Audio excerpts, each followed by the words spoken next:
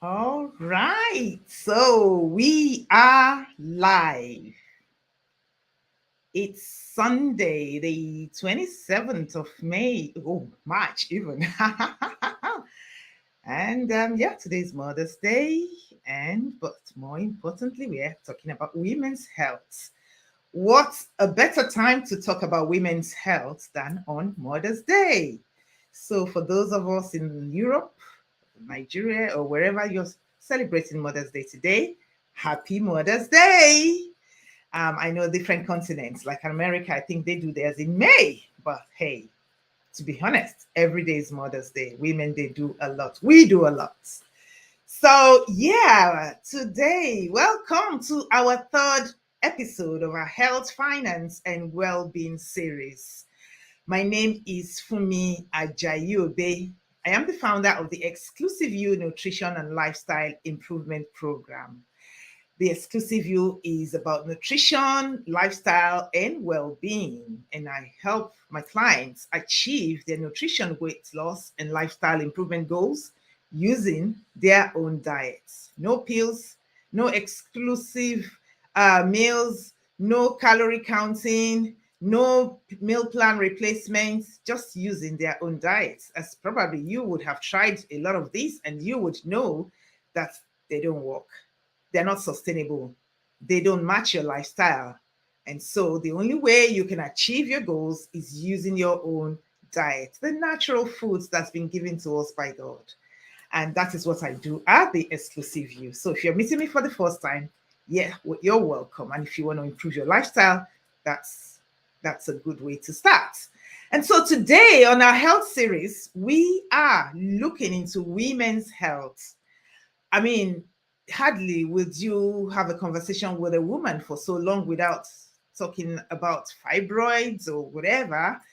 And yeah, so I wanted to talk about anything women's health, but our special guest decided that, yeah, let's treat fibroids first today because she has quite a lot of specialty. She's a professional. I'm going to bring her in a moment and introduce her properly. But yeah, she is the woman that we need for today. So just stay tuned. Please share this broadcast because this is a very educative, informative, and it will help either yourself or somebody that you know. So if you share it on your page, your friends, people that are going to be watching right now or who will be watching later, they can benefit from this. I can assure you, you will be super impressed that you joined in and tuned in today. So I will bring in our guest first and I'll introduce her fully. She's in the guest corner. So let's bring her in. So welcome, Ma. Our guest is, oh my goodness, what happened? I brought her in and she's been there for the first half an hour. And suddenly, oh goodness me. Yeah, this is internet for you.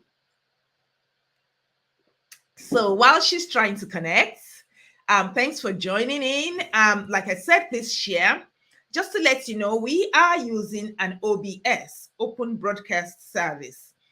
That means for you to be able to leave a comment or ask a question, you would need to give permission because it's a third-party platform. It streams live on Facebook and YouTube. So it is streaming live right now on those platforms as we speak. So yeah, you would please give permission so you would. And you can please put your questions down before our guest joins back in. Put in your questions. Let's see what you have. While you're doing that, let me just try to connect and see what she's. Oh yeah, I can see she's trying to connect. She's nearly there. Yeah, I was just going to drop a message, but yeah, she's back. So I will be bringing her in now. Let's add her to the broadcast. Yay! She's back. Technology for you. We know. It's fine. So thank you very much. Yes, ma. So with us today, we have. Oh, why is her name not showing? It is showing on the back end, but it's not showing on the screen. But anyway, I'm going to tell you, she is Dr. Mrs. Bose Ola. She is a retired consultant anesthetist with over 35 years practice experience, passionate about women's health and sickle cell anemia. She runs a private family practice, and she also runs an NGO for people living with sickle cell. I will be talking about that later. Once she finishes all the, we need to throw a lot of questions. Come on, please, my people, just drop in the questions. I'm going to just go into the comments, put that there so that, yeah. Oh, thank you, Tammy. Thanks for joining in. Yeah. So I would really love you to put your questions there for her. So welcome on the show, Ma. Thank you so much for joining in. I'm so grateful that I have the opportunity to have you here, and I can't wait to tap into the wealth of experience that you have for us. I mean, running a private practice and everything. You're going to be hearing about all sorts later. So, but I mean, I like to know, when I invite my guests, I like to know why they got into their profession, just a little bit about you. You are a medical doctor. Why did you go into medicine? Was that a choice, or is it because of the, in Africa, your parents, once you're doing science, you've got to be a doctor or an engineer, or or was it out of a passion or out of choice? Or, well, you're just brilliant.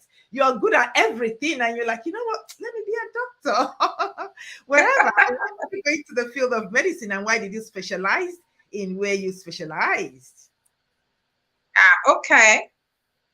From a young age, I've always felt good if somebody is ill and then the person gets well and I'm part of the process of getting the person well.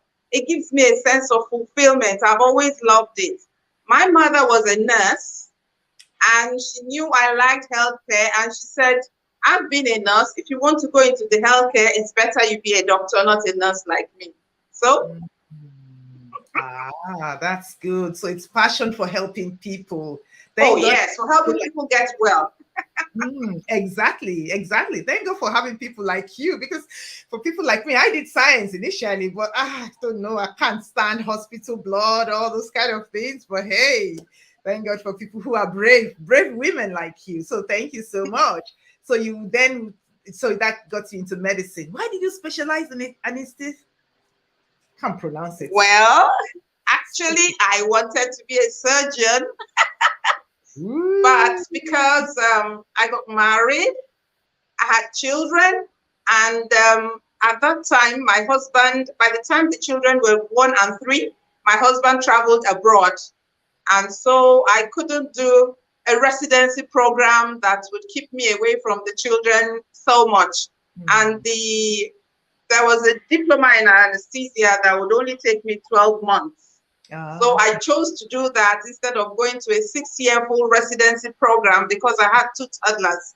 Yeah. It was more or less like a single parent.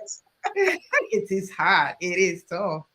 Tell me about it. When my husband used to travel all over the place, I felt it's really bad. So it is really important to have the family life, the work-life balance. So it's great. Yeah, I totally get that. So well done.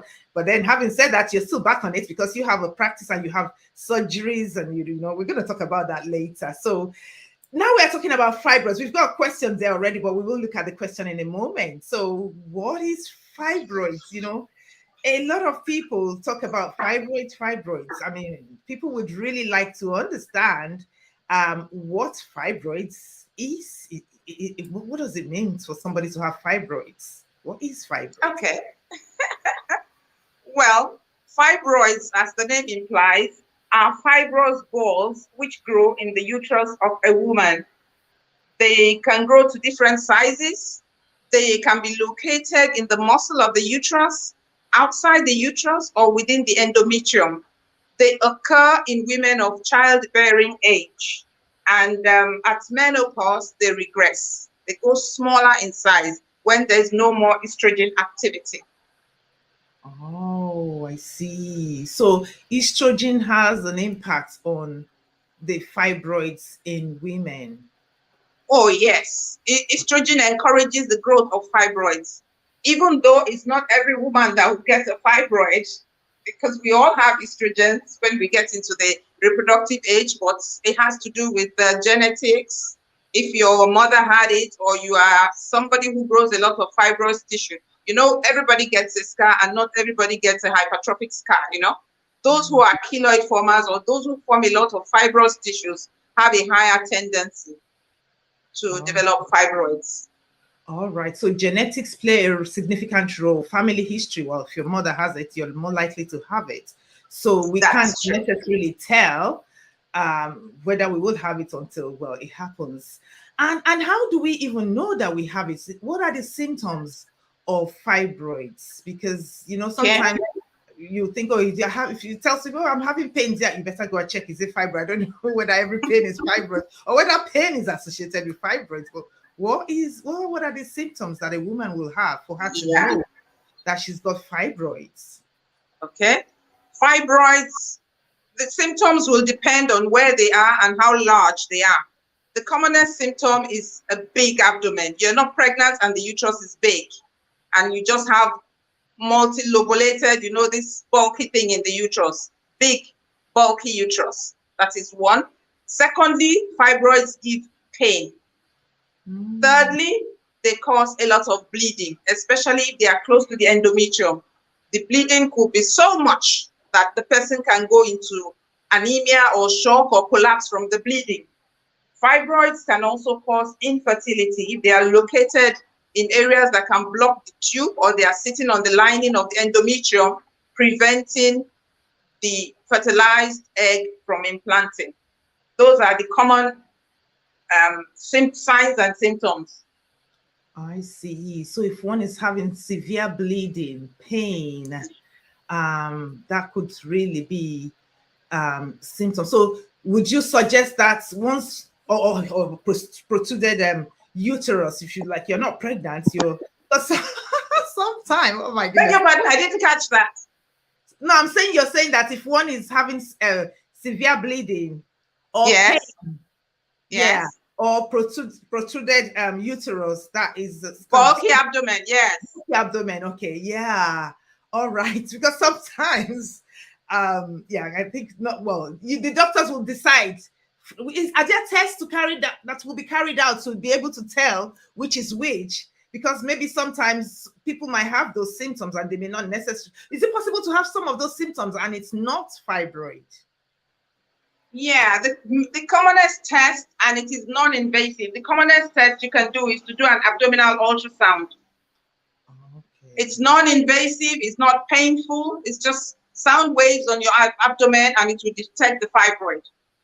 All right. Okay. Yeah, that makes sense. Because sometimes you might think, especially when we gain weight. I remember when I used to be obese several years ago, and the man, at my place of work at the time, is like, "Oh, congratulations! When is the baby due?" And I'm like, "No, I'm not pregnant. I'm not pregnant." And he's like, "Oh, I'm so sorry." And of course, it was because I had, but for me at the time, it was fat. Really, I was just fat. So yeah, so don't so the advice is go do the test. The test will determine whether it is indeed fibroids or not. It's going to be a scan, non-invasive one, and that's how to know.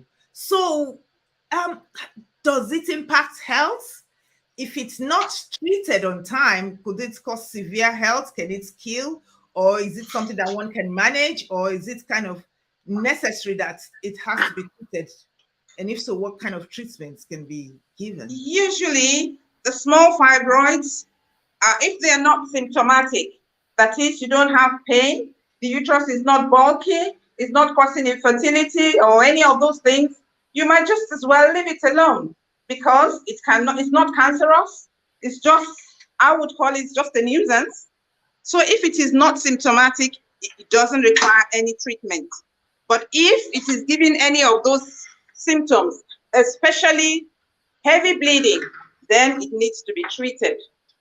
All right. All right. So it depends on how one feels, really. If you're not feeling it bad, Yes. then it doesn't really need anything. But if it's severe and you need it's affecting your well-being, really, then it needs to be. Sorry, I'm Yes. trying to dodge the sun. It's beautiful. I mean, for us in England, come on, sunshine. Hey. But anyway, I can't run away from it.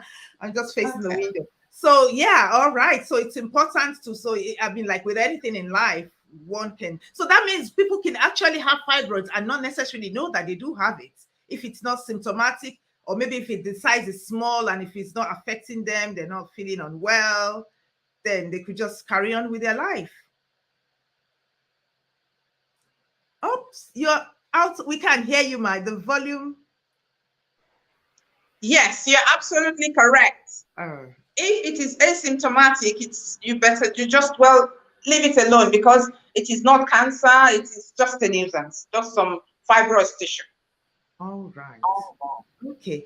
So what kind of treatment, or before we go for treatment, can it actually be prevented? Can we prevent? Yes. Oh. Yes, it can be treated. Okay. Treatment, some give some tablets which will reduce the symptoms, reduce the bleeding, or some medication reduce the bleeding or the symptoms. And then those who have bled so much may have to be transfused. But the treatment could be just ablation. There's ablation that can reduce the size of the fibroid, or we have a procedure called myomectomy, in which the fibroids are physically removed during surgery. Or if the woman is past childbearing age, you take out the whole uterus. If there's no uterus, there's nothing to grow more fibroids, because removing the fibroids is not a guarantee that they will not regrow. Oh, so they could come back? They could. The way I put it to the layman is that the uterus is made to God or nature, whatever you believe in, is made the uterus to carry babies. And if the uterus does not have babies to carry, it will carry junk. And so this uninterrupted estrogen activity makes the uterus to grow fibroids. So if it is a young lady who has fibroids and we take them out, we advise her to try and get pregnant and have a baby on time. Because during the period of pregnancy and lactation, the estrogen activity is much reduced. You know, we all don't menstruate during pregnancy and during lactation. That's because estrogen activity is reduced. But when we have ladies who don't have any interruption, you know, these days we get married at 29, 30, we are studying, we are getting this degree and that degree, we want to achieve this and that before starting a family. So we take time, and that gives the individual who has a tendency to grow fibroids, it gives her the time and opportunity to grow fibroids. So if the fibroids are removed and the lady is encouraged to get pregnant and have a child, then you slow down the process of the fibroids regrowing. All right. Before I was going to ask you a question just now, but I remember you said something earlier, ablation. What does that ablation mean? You said that's one of the treatments that you can use to treat this. Yes. Ablation is like burning. It can be done through the vagina to do ablation on the endometrium, where the bleeding comes from. It's like burning up the endometrium, the tissue that bleeds. You can burn it up. And then you can even do ablation for the fibroids itself. Instead of having surgery, you know, surgery, you have to open the abdomen and go in. You can do ablation of the fibroids as well. Just burn it up. The patient is put under anesthesia though, so she doesn't feel any pain while it's being burnt up. Oh, I see. But ablation will only work for small ones. The big ones need to be taken out. Okay, all right. So, can it be prevented? Can we prevent fibroids from having? Is it possible? Is it preventable? Well, since it is estrogen sensitive, we cannot reduce estrogens, because if you do that, you will distort the balance, the normal hormonal balance in the body. But one thing I know is that if you choose to have many children, then you have lots of period of rest from estrogen activity for the uterus. Some people have said consumption of red meat and something are associated with it. I don't know about that. I know about the scientific one of the estrogen. And then it's you can change your family. I don't know what you can do to. Sincerely, I don't know what you can do to prevent it. I just know what to do to treat it. Treat it. That's what doctors do. They don't do holistic. They just want to give you a drug. Come on, take this 3 times daily. Come on, yeah. No, you see, If it's malaria, I can tell you avoid mosquito bites, take cover mosquito net, it's a treated net. But how can I tell the woman that that she should not become she shouldn't have she shouldn't have babies, she shouldn't have estrogen activity, she shouldn't look, it's estrogens that give us a nice look and everything. How can I say don't do that and go and pump androgens or something into yourself because your mom had fibroids? I can't say that to anybody. And since we're not exactly sure of the cause, it's only associations we know. So it's difficult to say this is the prevention. And is it life-threatening? Can it kill? Fibroids itself is not life-threatening, but the complications are life-threatening. Like the heavy bleeding, I've had cases of those who collapsed in the marketplace from heavy bleeding and they came to in the hospital. So if you have that kind of bleeding, it's life-threatening. So one should really watch out. If it's that severe, then that is absolutely dangerous. Collapsing, and I mean that could be you crossing the road and then collapse in the middle of the road or anything. Wow, that is serious. And you see, there is this. I mean, scientists. I mean, in the UK, the statistics says that 60% of women by age 35 would have had fibroids. I'm like, wow, and it's Black women compared with 40% of white women. So it seems to be like it's more common within the Black people. I don't know. Is there a reason? Are we genetically predisposed rather to having fibroids, or why is it common among Black women? Or maybe that is a fact. That is a fact. It's more common in African women. We are genetically predisposed to having fibroids. Oh, wow. The Black race. The Black women. All right. And I mean, is there any science behind, that, or do we know why, or is it not yet? It's just genetics. It's genetics. It's our makeup. All right. And is there a reason why nowadays? Because so many years ago, you just hear fibroids maybe once in a while, but now it seems to be more common everywhere. It's like, yeah, I've had this, everyone's talking about it. Is there a reason? Yes, because years before, when women get to the childbearing age, like 20 or thereabout, early 20s, you get married and you start having children until you get to menopause. And therefore, the estrogen activity on the uterus has a break. Each time you're pregnant and you have a child, the uterus rests from this estrogen activity. But nowadays, we don't have as many children, and we don't even start having children at that early age. That is the reason why we are more predisposed to having fibroids now than in the previous years when women just had babies. Whenever you are of age, you are married off. As much as possible, if you are not married off, it's like a shame in the family. And then they had children, 8, 6, 7. So during the period of pregnancy and breastfeeding, the uterus has rest periods so that the stimulation from the estrogen is not continuous. So fibroids were not so common at that time. But now that we marry late and we have fewer children, 2, 1, 3, that's why fibroids are more common now. So all those are our old grandmothers, great-grandmothers that have like 10, 12 children, that they probably have children almost up through to nearly menopause. So that's kind of like a preventative strategy. Yeah. They will have, it's preventive, but that is kind of helping them naturally to manage fibroids, or prevent them from having fibroids, if at all. Okay. Yeah, so that's correct. Delaying having children, when we don't have so like you said at the very beginning, you said the body, the uterus is always looking for something, and if it doesn't find it, creates something for itself. It's like, I need something. I need an object. This place is empty. What's happening? And it just puts itself, and then it begins to grow. And is there, because you said some of these fibroids are larger, some are smaller. Is there anything we are eating that could be making it larger? Is there something that we could not do to make it reduce? Are there like holistic approach that we can, or herbal remedies? I mean, being African, and if this is an African thing, surely we should find a solution, herbal remedy or whatever, to either prevent, to cure, to reduce, to the impact or whatever.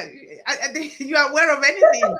Unfortunately, I don't have any training in herbal medicine. I don't have any training in herbal medicine that can reduce fibroids, but I have heard that reduction of weight, reduction in red meat and things like that could help, but it's not proven. I've just heard. There's no scientific documentation or paper to, research to prove it. Because there's no direct cause and effect. If you know what I mean. I mentioned if you have malaria. If you have malaria, it is caused by a bite from a mosquito that introduces plasmodium into your blood. So you ensure that you're not bitten by a mosquito. But this one, there's no direct cause and effect. So it's difficult to prevent. Okay. So we don't have any herbal treatment. not that I'm aware of for fibroids. Maybe for other things, but not for fibroids. I'm not aware. Oh, okay. We will be, yeah. Okay. Actually, there is a question, but maybe I should finish first because I'm going to look at. The question actually says, "Hello, ma. What is the best treatment for fibroids and how it affects fertility?" Oh, wow. Maybe we could answer that, and then other people will add more questions. So this person had said, "Elite feet." She said, "Let me see if I can show this." Yes, hi Ma, please. What is the best treatment for fibroids and how it affects fertility? Yeah, this is a YouTube comment. Well, when you do the ultrasound, you will see the location of the fibroids. And if the woman is trying to have her child, then she has to go for surgery to have the fibroids removed so that she has a higher chance of achieving conception. Oh, okay. So if the fibroid, like I think you mentioned earlier, so if the location of the fibroids matter, so if the fibroid is located where it's blocking where the baby grows, blocking the tube, in the tube, so they would need to be removed surgically to allow fertility to take place. Yes. Oh, I see. Okay, there you go. Elite feet. I hope that answers your questions. Please just comment, say yes, you're happy. Otherwise, if you have any more questions, please ask. Or if anybody else has got a question, you can throw that in the chat because I'm going to be asking more questions before we proceed to the remaining question and answer. Do we have, okay, did I ask that earlier? Did I ask about the symptoms? What symptoms? Yes, pain, bleeding, infertility. Those are the common symptoms. And sometimes when they stay so long and are not treated, they can degenerate. That is, they kind of, I don't know what other word to use, like rotting or getting degenerated inside, or they can become calcified. Oh, so those also cause pain. They can degenerate into become cancerous. No, not cancerous. Calcified, stony. Calcified. Calcified. Oh, calcified. Okay, calcium build up of like calcium becomes hardened. Yes. And become craggy. Yes. Oh, it's like carrying heavy stone in your tummy and carrying it around. Oh my goodness. Oh, you know what? I forgot to, I did put the image there, but I can't even, I'm going to see if I can have it. And I'm going to put that in a moment. And is it possible to, okay, so because I remember we were chatting and we were talking about fibroid. Can one have fibroids? Okay, so it's only women that can have fibroids. So that's the difference now. I think I'm thinking something breast fibroids, but there is no breast fibroids. It's only women that can have fibroids, obviously. Oh, yes. It's the only ones that have estrogen. So, and you said if we reduce estrogen, that will affect our balance. And so it's not a good thing to tamper with nature and just leave the nature itself. So, okay, I know you say, I mean, I know I don't expect any doctor to come on this platform and say, oh, yeah, go use this clock, plant that tree. Of course, you don't want your certificate to be taken off you. It's not inside, but for us, normal human being like us, we want to, talk about, yeah, I'm sure there's a leaf, there's drink. I've heard that there's a whatever, because like I remember, and I know we're going to be bringing you back for this sickle cell because this is your another specialty of yours. When I was, I know of a woman who was pregnant and she has very low blood count, and they said she has to go and take some ugu, which is our vegetable, and use it. And that if she has, and then the doctor was surprised that by the time she came back for her appointment, her blood count had increased. And he was like, wow, how interesting. What did you do? So I'm sure that some people, I mean, in Africa, I'm going to see if anyone is commenting. They're sure there are some leaves and whatever they'll say, eat this, drink this. I mean, especially for pregnant women, they will like take this. It will help with this. So I'll be interested to see if anybody's going to comment about maybe they've. So please, thank you so much for that. I said quite a lot of people watching us. Thank you so much. If you've had experience of fibroids, if you know of any herbal remedy, whatever, just chat, let's know, let's talk about this or whatever. Oh, thank you. Elite Fit said thank you. You answered her question or his question, right? Thank you. So let's know in the comments if you have any information, any personal experience and anything. For me personally, I would say I had a fibroids surgery done in 2020, in the summer, August 2020. For me personally, I didn't have any symptoms. So I wasn't unwell. I wasn't anything. The reason I went for a different reason. So I am menopausal. At the time, I hadn't seen my period for 18 months. And suddenly the period came. And so my brother-in-law, who is also a doctor, he said, go see your GP and just in case. And so when I went for the test, they did the scan, everything, they said they were not sure whether it's polyps or fibroids. So they booked me in for a procedure. And the procedure meant they had to kind of investigate. And I think the point is, if they're going to put you on sleep and check in, if they find something, they may as well just take it out. So apparently it wasn't, they did find a few fibroids. It wasn't a tiny little one, they said. And but the doctor said, well, it's nothing really. It was just that, well, we already checked you. We were there. We put you to sleep. We found it there. We might as well take it off. So, but it wasn't cancer or whatever, because they wanted to know why I bled after not having bleed period for like nearly 2 years. And it was nothing. I haven't even had any period since then. So that was a check. So was it, I mean, if it's come out now anyway, so could fibroids come back? Actually, could it come back? Okay, let me take that. The first thing you mentioned, ugu. Yes. I want to just say that is quite scientific, because the leafy green vegetables contain folates and iron, and they can build up your PCV.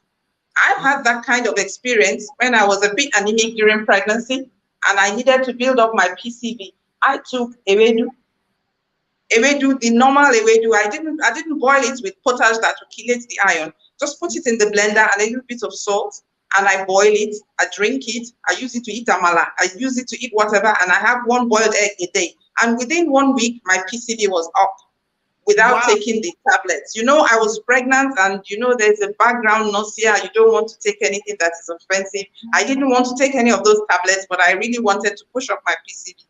I used ewedu and boiled egg. So if you take ugu, I can take the ugu that is washed and mixed with milk, because I just have this feeling of eating something raw, uncooked, and it could make me nauseated.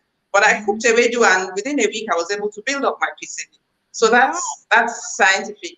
Then the second thing you asked is that can fibroids recur? Yes, they can recur, because she's still a woman, she still has the estrogens, and she still has the uterus. So the fibroids can recur. But if she has a child in between, 9 months of no estrogen activity, maybe 6 or 8 or 10 months of breastfeeding, the uterus has some respite, and the estrogen activity has a break, so the uterus can rest a bit, because it is prolonged estrogen activity stimulation that makes the fibroids grow. Oh, that's interesting. Good to know. So really, it could come back, and so because as long as you have the estrogen, so when we get to menopause levels, like people like me, does that help with the fibroids? If Oh anyone, yes, oh yes. That's why when you are menopausal, if you had fibroids, they will regress on their own. oh, If wow. there is any other thing stimulating it, like insulin or sugar or whatever, and the patient is has completed her family size, we just take the uterus out. If there is no uterus, there's nowhere fibroids will grow. Oh, We do a hysterectomy for women who have completed their family size and the fibroid is problematic, is symptomatic.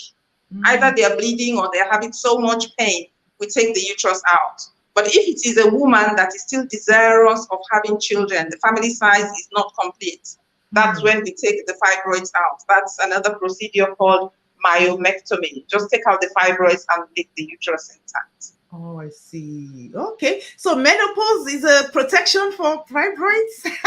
Oh yes, well, if you're menopausal and they're not so big, then you don't worry because they keep regressing, they keep shrinking because estrogen activity has reduced.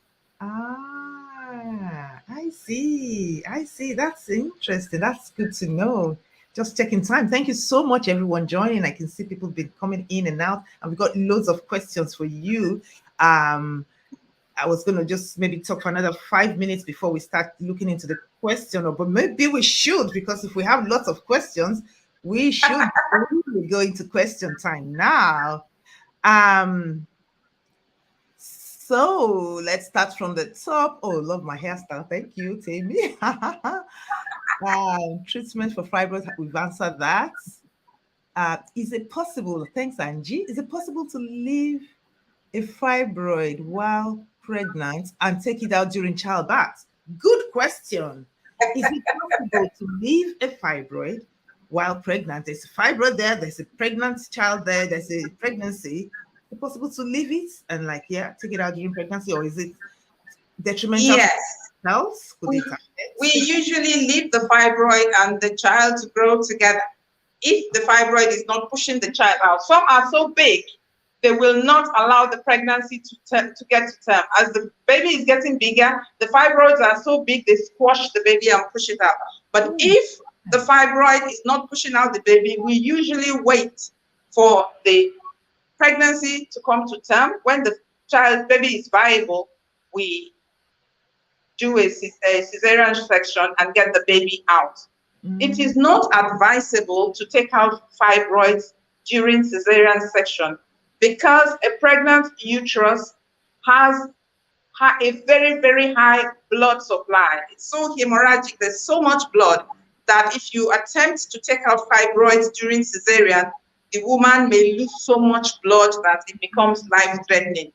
But if it is pedunculated or a safe one and you are experienced and you can do it, you can. It depends. It depends on what you see at surgery.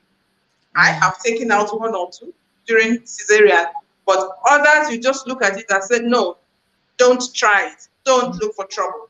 Because a pregnant uterus is, it's loaded with blood to feed the baby, to grow the baby. So it depends on what you see there. You're not supposed to go there during pregnancy because it can you can deliver the baby normally and have everything and lose the woman from hemorrhage while attempting to take out fibroids during cesarean. So it's a very risky procedure. All right. So let the lying dog lie. If it's not. Oh yes, let it lie, and then the woman can come back 6 months later when the uterus is not so hemorrhagic, and then take out the fibroid. It's safer. All right. Thank you so much, Ma. That's amazing. Let's pick up another question. Oh, actually, I should have. I keep forgetting to put these things. Fancy. Yeah, this was a question, but anyway. Hi. Let's put it up. I don't know. Hi. Some people are saying since you are getting to menopause, you are free from having fibroids. False or true? Oh, I think you did answer that question anyway. So So is that you can still get fibroids at that age, but when you get to menopause and estrogen activity reduces, the fibroids will regress. But if there is some stimulant like this insulin or obesity or some other thing, it can still get fibroids. It's not impossible. Oh, all right. Great. Thank you. We've got another question here from Angie. She said, how often should we have scans to prevent or check for fibroids? Check, I think you should relax. Don't bother. It's when you feel something that you should go and have the ultrasound. If you don't have a bulky uterus, you don't have the pain that is unexplainable, or you don't have heavy periods, then just enjoy your life. Don't look for fibroids. Enjoy your life. All right. That's good. Let the lying dog lie. No hassle. All right. Oh, you look beautiful. Thank you. Thanks for this knowledgeable program, says Esther Nono. Yeah, Mr. Okolawo says, love this show. Thank you. Kehinde Ogundeji says, thank you. So people seem to really appreciate the knowledge that you're chucking at us. Really, really very important and useful. Hopefully more people will drop in their questions. So if you have any more questions, please drop it there. Any experience, any information, let us know, because it's we've got a special. I don't know what's happening because her name isn't showing, and I really don't understand why. Because so we've got a specialist here. For those of you joining halfway through that didn't join at the beginning, we've got Dr. Mrs. Bose Ola here with us. She's a retired consultant. She's a specialist in women's health and anesthetist, sickle cell disease. So we're still going to bring her back to talk about sickle cell. She's got a charity. She's got a private practice. In fact, I think this is the time to show people, because, like I said, I went for surgery. And after my surgery at the time, I was like, you know what? This is a Big Brother world. Facebook feed, like the following day just came with, I think maybe when you're talking to people on the phone or whatever, Facebook or all this communication, the eavesdrop, just brought in fibroids on my feed. I'm like, what? I didn't even know it was fibroid. I looked at the picture. I'm like, what is this? Is this asaro? Is it panedia? Is it plantain? It just looks, there was a tiny lot in a big bowl like this. And when I read it, I'm like, what? This is huge. This is unbelievable. But before I even bring the photos, I'm going to try. Sorry, I put them up, but then I don't know. I seem to have lost them now. I want to say something, because earlier you talked about scientifically proven about our ugu ewedu being good for PCV, blood count. My Nigerian people, for those of you that are watching this program, in case you're not Nigerian, you're not Yoruba, and you don't know what ewedu is an African vegetable. Very nice, green, leafy vegetable. We have God has blessed us in Africa. Honestly, I think we just need to understand that. Sadly, we don't promote ourselves enough. We don't showcase our skills enough. When you Google healthy foods, it's going to come out with broccoli, with spinach, with cauliflower, with it. We have our own vegetables as well, which is amazing. We have all this. I mean, she just said, apart from the fact she's a doctor, she's talking from personal experiences as well. She had this ewedu, which is a green vegetable. It's a bit slimy, like okra, but it's not okra. And it did help her. So let us appreciate what we've got. Let us eat healthy. Exclusive is about healthy eating. Using your own weight, using your diet to achieve your goals. When I say your diet, I'm not talking about the one in package. I'm talking about the one from the ground. As the food comes from the ground, if we are eating as they are, we would not have issues. And she mentioned something which I didn't forget, just in case for those of you watching. So it just means that we shouldn't be adding too much stuff to our food. She said she didn't add the bicarbonate or whatever, because when we're doing ewedu, we will add it so that it's slimy enough, and drawy. But she didn't. She just added a little bit of salt. That was it. So natural.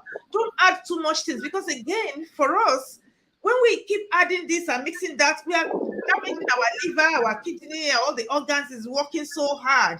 So we don't want to give them chemicals and things that are going to cause problems. We just want to eat naturally.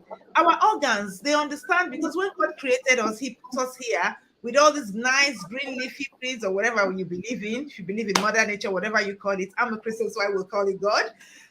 Him God.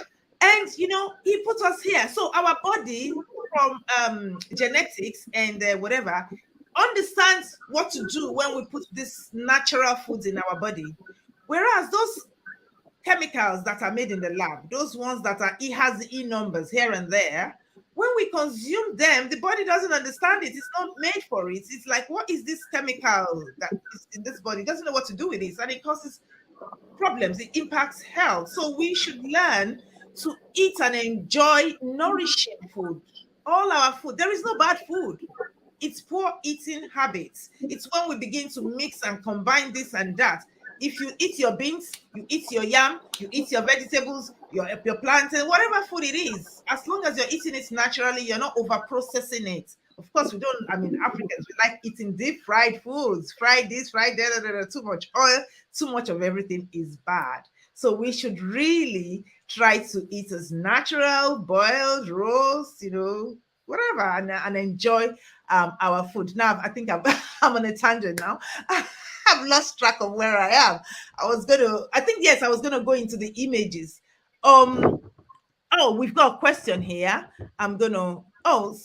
We've got two actually. Let me bring this one up again. Can fibroids indicate other health concerns with the uterus? Good question. Can you please answer that, Ma? Yes. Fibroids distort the uterus and they could cause infertility. But that's the only problem fibroids cause. They cause infertility, they distort the uterus. That is the health concern for the uterus. And the location of the fibroid will determine the symptom. Some fibroids are outside the uterus and they just hang around in the abdominal cavity. They are called pedunculated fibroids, hanging, and they can twist on the pedicle and cause pain and cause and if it twists on the pedicle and the blood supply is compromised, it could become gangrenous within the uterus. That's part of the uterus dying off, part of the uterus carrying the fibroid. It can become painful and it can cause, degeneration and things like that. So those are the kind of things that the concern that the fibroid can cause for the uterus. Wow. Okay. So we have another question. I'm just following it in the order they come. What are the key tips you can give us to prevent fibroids? Ladies as young as 18 years old are now being diagnosed with fibroids. Oh my goodness. Could it be that you mentioned something earlier, possibly because you said these fibroids, they need food as well, nutrients. So the more we are eating, we are feeding the fibroids, we are feeding our body. So maybe reduce our food a bit. Maybe we stop feeding. Not reduce our food, but eat healthy. I have said that some people have associated red meat and lots of that with fibroids. We are seeing fibroids from an earlier age this time because we mature earlier. The healthcare has improved, feeding has improved, disease control has improved, So the age at which the estrogen activity is maximal is reducing. At least when we were young, people started menstruating around 15, 16, but now you have girls of 13, 14 starting their periods because healthcare has improved a lot. That's why you can have issues associated with estrogen activity coming at an earlier age. All right. Great. Thank you so much, Ma. So did you hear it? You heard it from the doctor. Eat healthy, eat natural food, then you can at least reduce your risk. So that's what we can do as Black Africans, Black women with estrogen. Moderate exercise, not too much and not too little. Moderate exercise. So is that a daily exercise now? Is it just like once in a week and that's it? No, I'm saying that we should keep healthy. You know what we need to do to keep healthy? Exercise, eat right, do the needful. And if your whole body is healthy, you are in a state of well-being, you are less likely to have this kind of issues. Issues. Okay. All right. That's great. I am going to put the next question. This is from Teniola Abe. Thanks for joining us. Following your explanation that there is an increase among Black women because they are not having more than 2 or 3 children as opposed to 5 or more children in the olden days. How can this be Okay. How That's can this because the affect Caucasians don't have the tendency to grow fibroids. It's genetically linked to the Africans. Aha, there you go. Fibroids is not a problem with Caucasians. It's a Black problem. Oh, sadly, I think every race has their own. Oh yes. Yeah, they have their own issues. They have their own issues, but this is not one of theirs. Because of the things like cancer is not kind of what Black people usually is more, you hear more about. I mean, it's not to say Black people don't have it, but I think it's more around. I think cancer is a problem of civilization. Good point. That's it. The way we eat, the way we live, we have left nature behind, and then we have all sorts of abnormalities coming with it. The more we try to copy all the lifestyle, this unnatural lifestyle, GMO food, chemicals everywhere, binding. If you have a headache, take a shower, go and rest and sleep instead of taking pills. Every pill has its own side effect. We are supposed to, everything is over-treated, gone to factory, you have binding chemicals, you have protecting chemicals. All those things are the precursors to these cancers. Thank you so much. In fact, good point. You heard her. This is the doctor telling you not to prevent having to take pills and whatever. We need to eat healthy. We need a healthier lifestyle, exercise, sleep well, eat well, natural food. This is what we need. So you've had, I've got an image that's been standing here for a while. Talk us through this image. Is this what you took out from?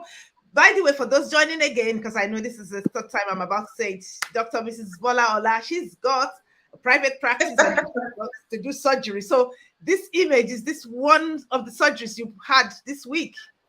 Yes. Wow. Actually, we had 2 cases. One was a 64-year-old woman who was having pressure symptoms due to the fibroids, and we just took out her uterus because she's postmenopausal. She doesn't need the uterus anymore. But this one is from a younger lady who is yet to start her family. So this is the picture this is the picture of the uterus before the fibroids were removed. Wow. This is huge. This is like a whole baby. Oh yes, the uterus was like a 36-week gestation. Wow. It was up under her diaphragm.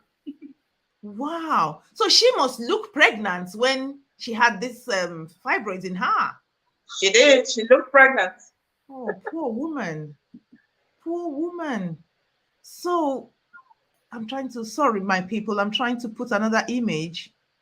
Or maybe I need to take this one out first. So this is the before, and then here is another image. Yes. So what is this one? Goodness me. Is this inside one person? Those are the fibroids that were removed from that previous picture. Oh, I see. Wow. So during the surgery, do you have to cut the fibroids into pieces? No, they exist in pieces as balls. We just shell them out. Oh, I see. We have a mammectomy screw and you shell them out. That's why when you palpate, you touch the abdomen of the woman, is multiloculated because there are different round balls all over the place, and we pick them out. I see. And are this like in the lower abdomen? This fibroid is just all over. It depends. No, the uterus, it was all over the uterus, and the uterus was as big as a 36-week-old pregnancy. So she had these multiple balls all over the place, and we picked them out. Wow. Goodness me. That is unbelievable. There was another image. Um, let's see. I think it's this one. Yes. So Yes. is, That's is that? that's the uterus. After all those balls have been taken out, the repaired uterus that went back into her abdomen. Oh, I see. So do you have to This is bring the the picture after. So the uterus had to come out. Sorry, viewers, I should have warned you, but I'm sure you know we're talking fibroids. You know that I think when I'm posting this, I've put a one in there. Wow. So this is the after. So this is the uterus going back into the woman. Yes. I see. I see. Wow. This is so much information. Men. Oh, there's still more. Is there more question? Oh, okay. There's another question here, Ma. Okay. Let me bring it up so you can read it. Also, can it cause one side of lower back pain and heartburn? Oh yes, it can. It can cause lower back pain because of the pressure. Then it Oh, can cause heartburn because there is a mass in the abdomen. It is pushing on the stomach. The acid in the stomach is what gives heartburn. You know, when something is pressing on the stomach, it can cause a reflux of the acid in the stomach to get into the esophagus. The esophagus is the is the food pipe. It's not naturally acidic. So if some acid from the stomach gets pushed into the esophagus, it gives heartburn. The mass of the fibroid in the stomach pushes in the abdomen, pushes the stomach and gives a little acid reflux, which can cause the heartburn. I see. So there you go. It could cause it. It could cause back pain. It could cause heartburn because of the pressure. And so it depends on the size. If it's huge and it's putting pressure, it's pushing it up, pushing it down, depending on the location, it can affect, cause those pains and whatever. Oh, there's more questions. Oh my goodness. I need to talk about your charity in a minute. I think after these questions, we're going to go. Put it up. Apart from fibroids and sickle cell anemia, what other diseases are common to Black people? Is it just the commonest is malaria? Oh, okay, true. We're in an endemic zone for malaria. I even heard that they're trying to do a malaria jab, like a. Yes, they're working on it. Ah. They're working on it, and the government is going out on this public enlightenment. And about a few months ago, the government distributed free mosquito nets to households in Ibadan. I think all over the country, I guess. The government is trying to reduce the incidence of malaria because it's the biggest nuisance we have in this country. And it's all year round. It's not like flu, which is seasonal. Malaria is all year round. All year round, yeah, because we have all the Nigerian weather is all year round, or mostly in Africa. Yes. We're closer to the equator. Ah, okay. So we will be putting in. I've put one more question, and this will be the last question because I really need to talk about your charity, what you do, so that people can know much more about you. Is this like endometriosis? No, endometriosis is a different pathology. Endometriosis is when you have the endometrial tissue. Endometrial tissue is the lining of the uterus that bleeds every month. If you have it in the wrong place, like in the tube or at the anterior abdominal wall or somewhere else, that is what we call endometriosis. The lining of the womb is in the wrong place. Wherever it is, it will bleed. Even if it is in the lung or the stomach or wherever it is. Every month when you are supposed to have your period, the endometrial tissue in the wrong place will also have a period. It will bleed. That's what's called endometriosis. All right. It's different from fibroids. Definitely different. Oh, okay. There we go. So, I want you to talk about your charity, and I'm going to give you like a couple more minutes to talk about your charity for the benefit of listening to us, Mrs. Bola Ola, Dr. Mrs. Bose Ola. Thank you. Thank you. Sickle cell is my passion. I worked in the hematology department of the Ring Road State Hospital in the 90s. And because of the suffering that I witnessed, I developed a soft spot for sickle cell. Now that I am retired, I run a charity for people living with sickle cell anemia. We have a monthly meeting, second Saturday of every month at 10 a.m. Anybody with sickle cell anemia who comes in gets a free PCV check, get some analgesics and some malaria prevention or what and free consultation. And if anybody with HBS requires blood transfusion, we give it absolutely free of charge. They won't even pay for grouping and cross-matching. So long as we confirm that you are HBS and you are anemic, we transfuse you free. We have a lot of donors we have talked to that donate blood free. So we are able to give it free as well. And I go around to talk on radio, talk to secondary school, and tell people about sickle cell anemia because the problem is it's really tough. It's tough. So my one thing I like to pass to everybody is that everyone should know their genotype from an early age. I am Bose Ola, I'm 10 years old. I am AS, I cannot marry AS. You know that from a young age, the child will grow up with it, not when they're already in love. When they're in love, they will say, oh, it's not the worst issue in life, we will go through with it. But the problem is much. There's a lot of pain. The problem is much, especially in Nigeria. In the Western world, it is a problem. They still manage it, but we're not as the medical treatment available in Africa is not as good as those in the Western world. So we should just not go there. Try as much as possible not to give birth to an HBS patient. But if you are SS and are around, Dr. Ola is available to do all I can to help you. We're still growing. We started after the lockdown in 2020. That was when we started our monthly meeting, October 2020. And we have been having monthly meeting all through. We had our first anniversary in December 2021, where we had a very nice time, not giving jabs or doing PCVs, but we had a party, we had dance, we had, quiz, we had fun for our first anniversary. Sorry, ma. So anyone. What is HP? Sorry, before you continue, what is HPS? Oh, sorry. HBS is somebody who is suffering from sickle cell anemia. Hemoglobin S is HBS. That's the medical way of referring to somebody who has sickle cell anemia. The hemoglobin of the normal adult hemoglobin is hemoglobin A. Hemoglobin S is the sickle one. There's hemoglobin S and hemoglobin C. It occurs when there is a mutation in the hemoglobin chain. The glutamic acid is replaced by valine. That's the biochemistry. But there's a mutation that alters the shape of the cell.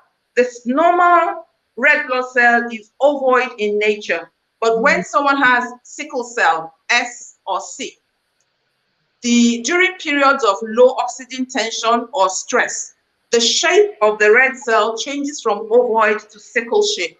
The sickle shaped cell is rigid. It's not very flexible. It can't pass through small blood vessels. So it causes obstruction. Blood cannot flow easily. And once there's that kind of obstruction, the sickle cells clump together. They agglutinate and block the vessel. And there's no oxygen or nutrient supply to that part of the body that is blocked, and they have pain. That is what we call sickle cell crisis. Sorry to interrupt. Sickle cell crisis. Beg your pardon? Why did we? I think everybody calls this SS. So where is the S and S there? If you are saying yes, I'll explain that in a minute. You get two genes from your parents to give. We really need to do a different show for this S because this is a big one. To give you the type of hemoglobin that you're supposed to have, you get one gene from a father and one gene from a mother. So if you get S from your father and S from your mother, then you are SS. Oh, I see. If you get A from one parent and S from the another parent, you are AS and a carrier. A carrier does not have the features because the S gene is a recessive gene. The A gene dominates and subdues it. If you are AS, you are a carrier, you don't fall sick because the A gene suppresses the S gene. But if you are double S, SS, that is when you manifest the full-blown features of the sickle cell anemia. The AS is only a carrier who can transmit it to the offspring, but doesn't suffer from all the features and all the sickling and anemia and all the things that go with it.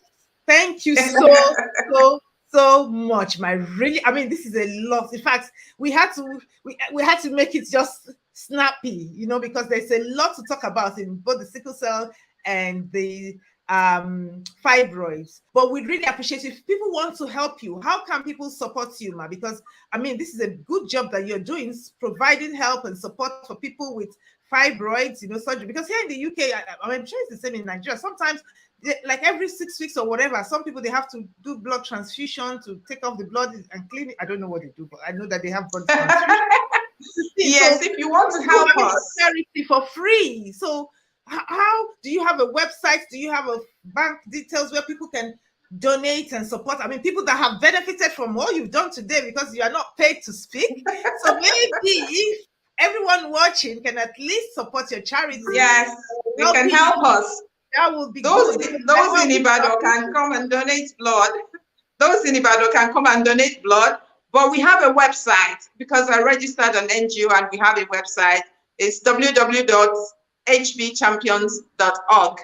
I call the sickle cell patient champions. I don't call them sickle cell patients. I call them hemoglobinopathy champions, HB champions. We have our website. Sorry, I just want to type it there while we're done. www.hbchampions.org. Okay. www.hbchampions.org. Okay. Yes. HB is hemoglobinopathy. That's an abnormal hemoglobin. But I don't like the word sickler or sickle cell because of the derogatory connotation. So we call them HB champions. Yes. So please support. www.hbchampions.org. I'm retired. I can't sponsor it alone, but anybody who is willing, we have our account number on our flyer. You can donate money. You can come and join our monthly meetings on second Saturday of every month, just to encourage or talk to HBS patients or to give in cash or in kind. We need so much because we're just starting. We don't have a proper office. We're just annexed to my private practice until we can get until we can get a site for the Champions Club. But we meet under the canopy in my private clinic for now, Principal Medical Center, Akobo Ibadan. We meet under the canopy every 2 months, and I believe that we will grow to have our own site where we can have our meetings and seminars. We have seminars every month. We have a bank account, GTB Bank. I think the detail is on that flyer. And I'll post everything. Anyone, there's a flyer that Angie sent. There's anyone who wants to be a part of it can go to the website www.hbchampions.org. You can donate cash or kind. You can donate your time. You can volunteer to help us during the monthly meeting. You can donate blood to we have a laboratory that collaborates with us.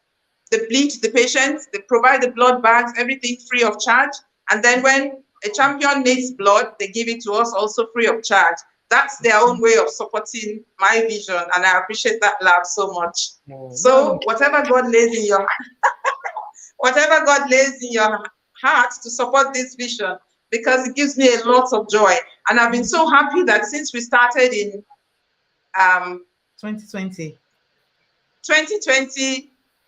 October, there has been a lot of I've been blessed. They have improved. Those who are poor, somebody that came for anniversary last year said, "Oh, this child was in my school. She's looking so much better after joining the club." I felt so good. I liked it. And then we haven't lost any one of them. Somebody came. If there was a time, one sickle cell patient, one champion was in Lagos, wonderful Annie girl. She was able to afford the hospital fees of 12,000, but she was told she required blood and she didn't have money. Somebody in my church sent her 1,000 naira, and she came all the way from Lagos to Ibadan. We transfused her. She regained her energy and she went back to Lagos. I've never seen her before. It was her first time, but she was SS and she required blood, and we gave it to her. That's what we do. That's what we do. Another one is a patient, is a UCH patient, but there was a strike. And he just came to us, he was ill, and he needed 2 pints of blood. We gave it to him free of charge. Since then, he has never missed our meeting. Oh, so we do what we do. We do the little bits we can. oh, beautiful. Well done, ma. I really, really, I mean, I do appreciate what you do because, humanity, helping people, because not everybody can afford expensive treatments, and you have a charity. I mean, you said it from the beginning, you have passion. That's why you went into this job. And I mean, helping people, even though you're retired, you still feel that you really need to support people. And God bless you, ma. God bless you for all that Thank you do. you very much. May God, reward you, reward your family, your children, all your offspring. He will just amazingly do wonders for you. And so even I personally obviously will be coming over when next I come over. I will visit your place, I will donate blood, and I will support your charity. So everybody watching, please support the charity. I'm going to put the flyer, everything. I'm going to add more stuff, and the bank account details, everything on the platform, so that you can support this amazing charity in Ibadan, Nigeria, West Africa. Thank you so much. I'm so sorry we are 11 minutes, but today, I mean, it's information. I can't just not let you speak. So we had to, bear with me. So sorry we're 11 minutes, but hey, it's good information. We're so educated and it's very informative. And so God bless you, ma. Thank you so much, everybody, for joining. Please share this information if you want people to benefit from this. Share, so that people can have more information about this. This is women's health. This is Women's Month still, and it's information, and it's Black women particularly that are impacted by this. So yeah, let's do that. So thank you, everybody. God bless you. Bye-bye. We'll be coming next month on a different topic and a different guest. Stay tuned. Bye-bye. Bye.